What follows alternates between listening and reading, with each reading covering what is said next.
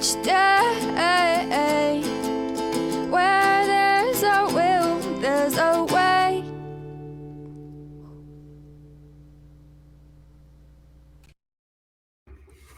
Good afternoon. I tried to get here morning time, but yeah. In fact, I'm 4 minutes late as it is, but it's Sunday, so thanks for giving me a little bit of leeway. Every now and again, I go down to the local church and run the sound. My friend, Pastor Marcia, she's the pastor. She's out of town right now, but the guy, Tom, that runs it, asked me to fill in for him today so he can go camping and fishing. And I'm like, I can do that. Still screwed it up a little bit. I'll get it figured out one day. All right. I had cheat sheets, so that helped. I kind of know what I'm doing. It was the Zoom portion, and I don't know why they're setting up all this other stuff. They're adding another computer, an Apple computer, do the Zoom, and yeah, you've got a computer sitting right there. It's already hooked up to everything. Not only that, but then you can control the camera. There's more stuff to play with. So what I do, because they just have the camera and then, you're looking at everybody. I zoom in and out. So if the pastor's talking, I zoom on the pastor. If they're playing a song, then I focus it on the person playing the keyboards, and and I pass the microphone around every now and again, ask for prayers and let people know about positive stuff going on. I zoom in on them while they're talking. There ain't a little bit of spoiled me doing it. Good afternoon, Heather. Barely afternoon. Anyway, here it's barely afternoon. Oh man, had fun with my power washer yesterday. Like I have like half of a portion done, and now it's just it's bugging me. It needs to be completed. Looks a lot better. I didn't realize how dirty it was. Yeah. So there's something about it. I don't know. But we're going to do spiritual experience today. I believe it's on page 567 in the big book. Let me make sure that, 567. I get that in 562 mixed up. That's where the traditions are at. In case you were asked to do the tradition and you can't find your 12 by 12, it is in the big book on page 562. The knowledge of a big book thumper. What is a big book thumper? Let's see what AI says a big book thumper is. I'm just curious because I'm a big book thumper. In AA, who is considered a big book thumper?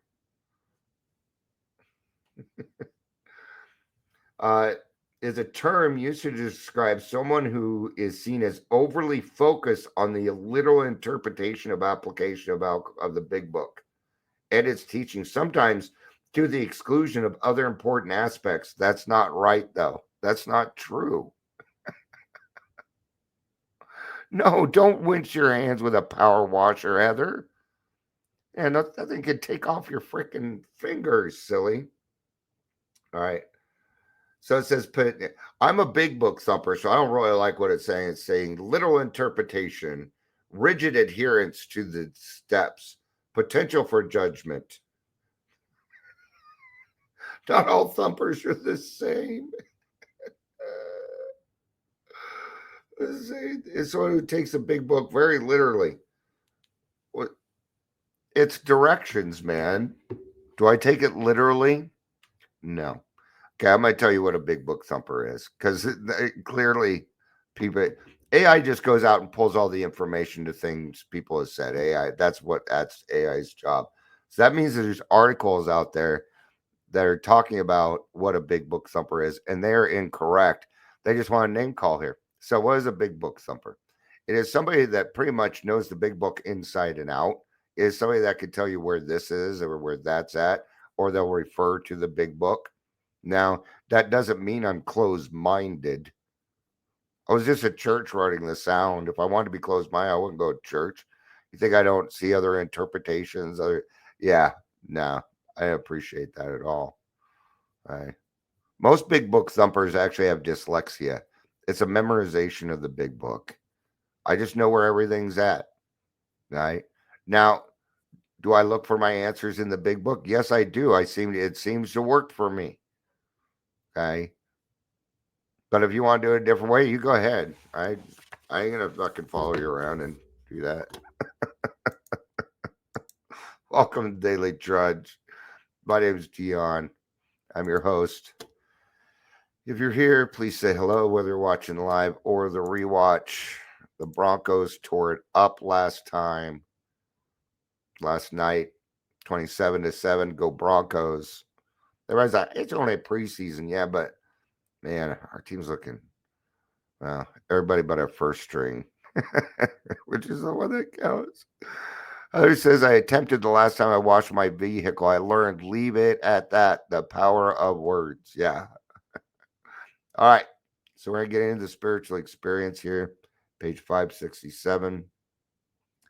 The terms spiritual experience and spiritual awakening are used many times in this book. Upon careful reading, shows that the personality change sufficient to bring about recovery from alcoholism has manifested itself among us in many different forms. There's as many interpretations of God as there are people in the program. You're different. We're a lot alike. Sure we are. But you're also kind of different. Your perception may be a little different. Maybe your life experiences, maybe you grew up and your parents were militant religious people. Yeah. Like, hey, if you do that, you're going to hell. You're going to hell. You're going to hell. You're going, man, I can't do anything. According to all of them, I'm going to hell. There's nothing for me. I would have to say, thank God for purgatory.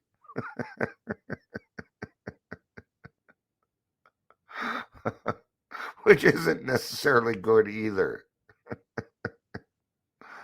All right. So it has manifested itself in many different forms. A lot of different words for God. All right. But it's your conception. I was just talking to some people at the church about this because I want to do our Saturday night speaker meetings. I want them to be hybrid at this church because I know how to run the sound. And they got a cool camera I could play with. All right. It's just a reason to get people in person and together on a Saturday at 5:00 to, why not? If we can pull it off. So, all right. Yet it is true that our first printing gave many readers the impression that these personality changes or religious experiences must be in the nature of sudden and spectacular upheavals. Happily for everyone, this conclusion is erroneous. I think they did that to get people excited. Okay. Now, the program, give me a second, I get a back scratch here.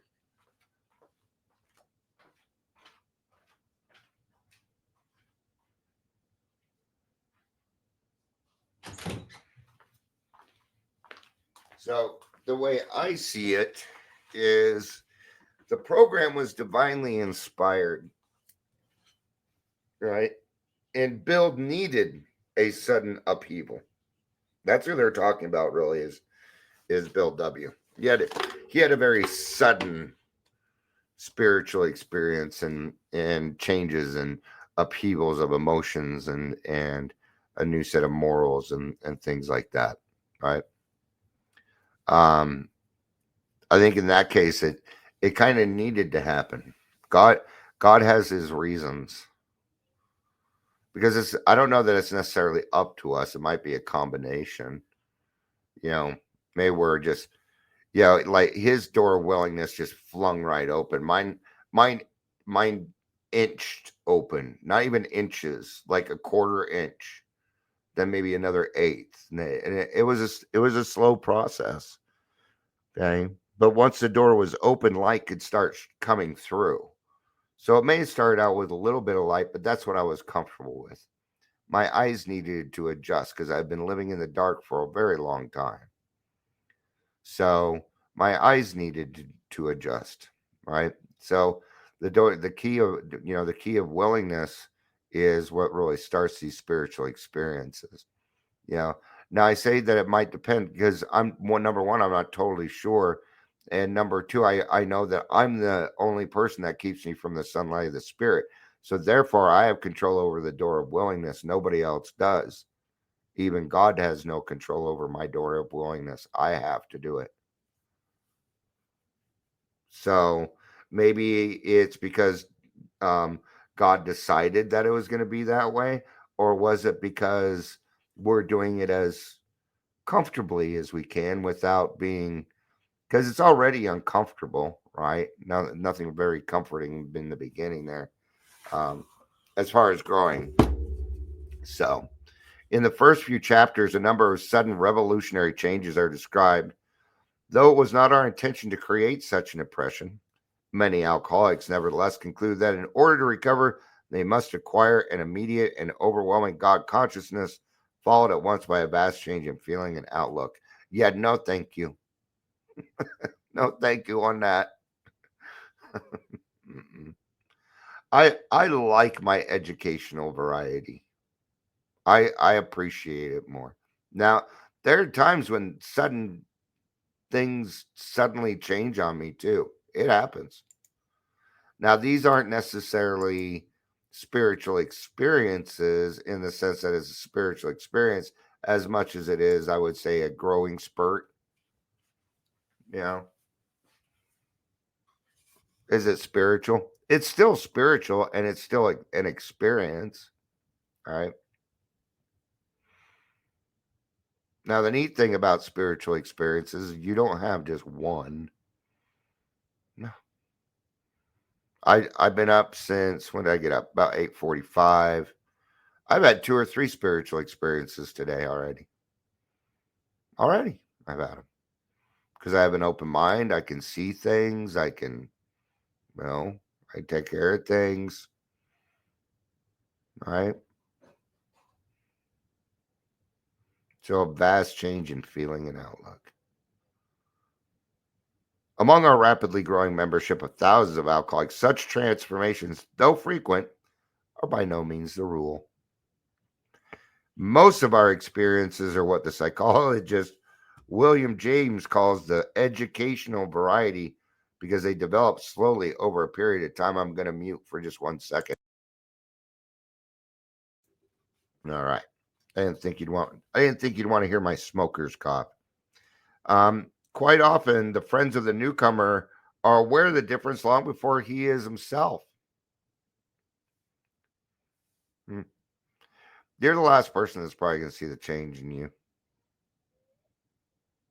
You're going to be one of the last people to get that.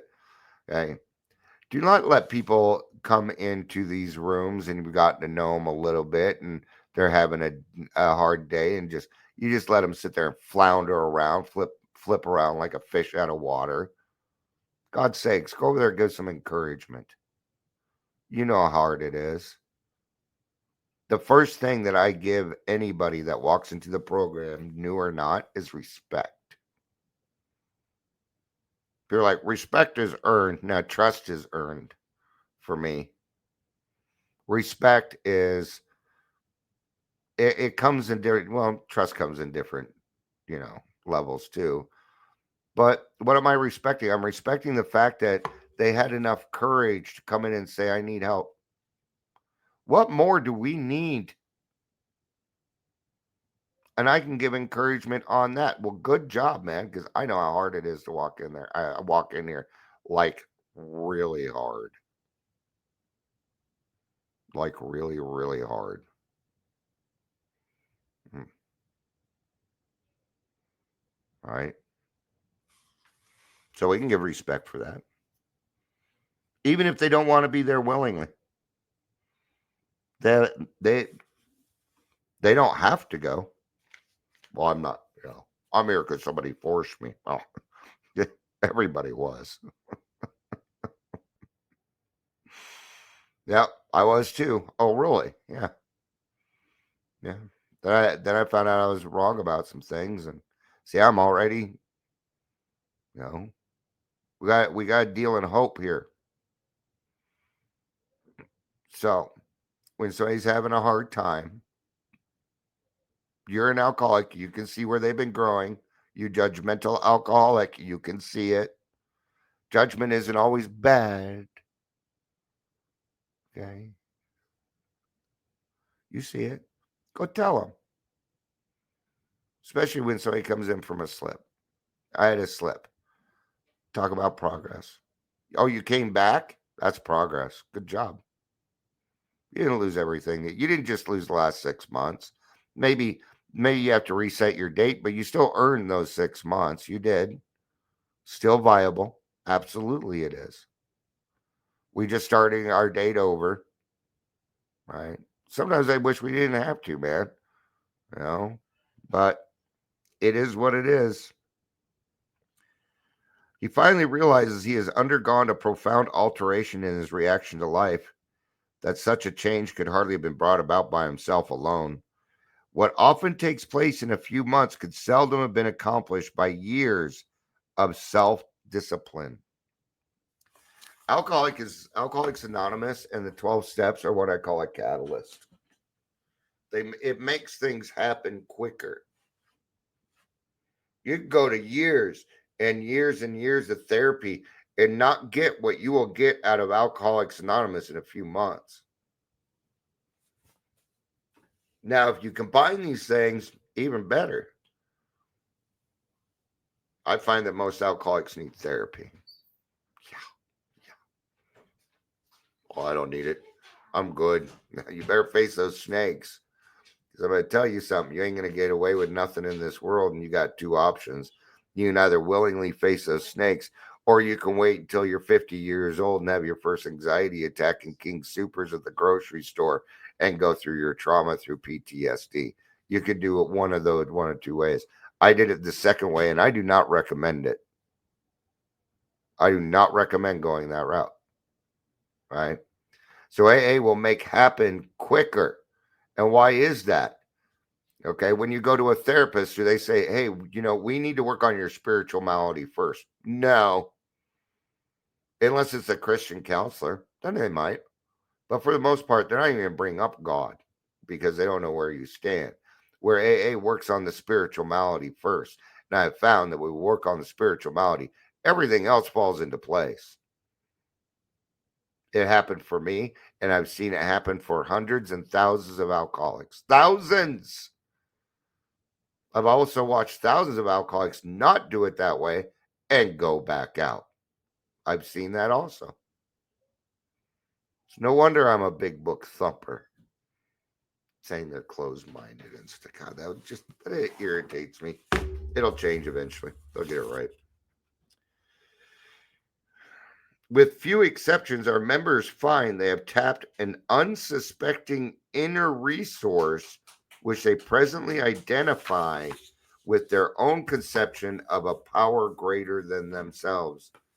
An unsuspecting inner resource.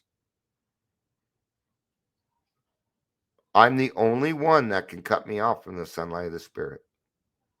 I'm the one that closes the door of willing. Remember, I'm the only one with any power over it. God can't touch it.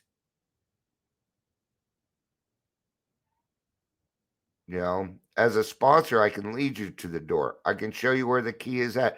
I can show you how to put the key in the lock. I can show you how to turn it and unlock it. I can show you how to open the door, but I can't do it. I can't physically do it for you. You have got to do it for yourself. This is a pivotal moment when we decide that, we got sober for our wife and kids or husbands or because of this or because of that. But now we discover that recovery is what we really want. And this is the pivotal point in which we find that out. It is the door of willingness and how willing you are to open that door.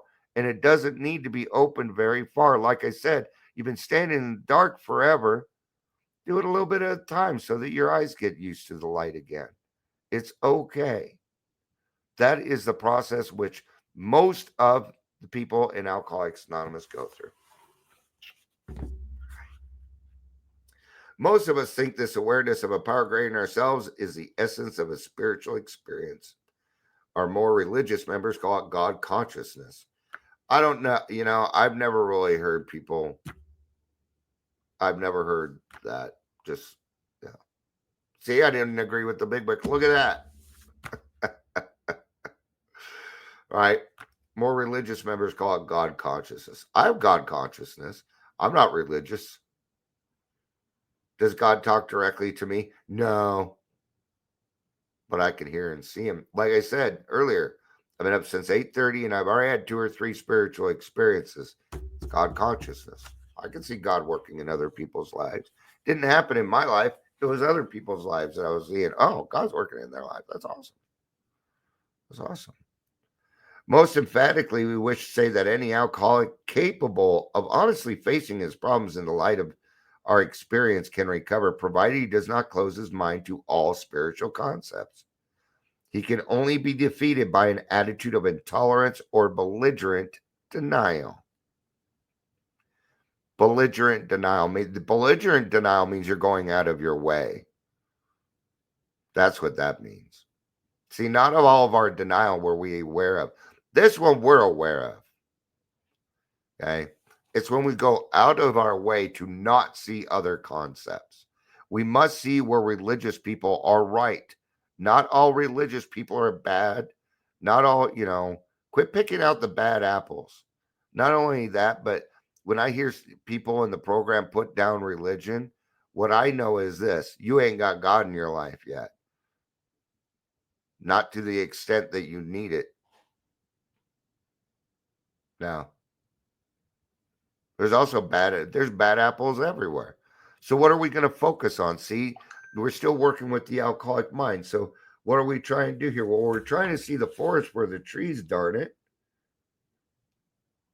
All right. Most emphatically, we find that no one need have difficulty with the spirituality of program. Willingness, honesty, and open-mindedness are the essentials of recovery, but these are indispensable. That means that it doesn't run out, but we're going to go look up that word anyway. Indispensable.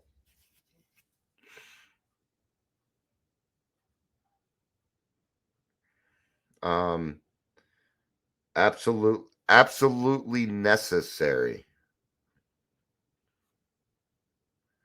To absolutely necessary, essential, or vital. Someone or something that cannot be done without. So, not only does it run out, but it is necessary.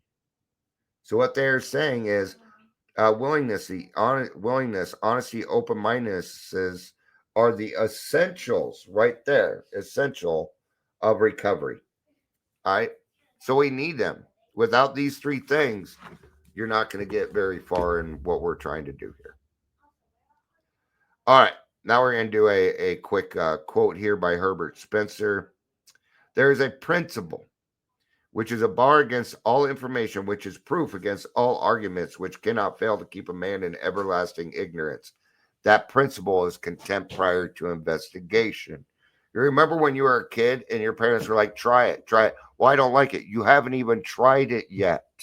How do you know? Because I know I don't like it.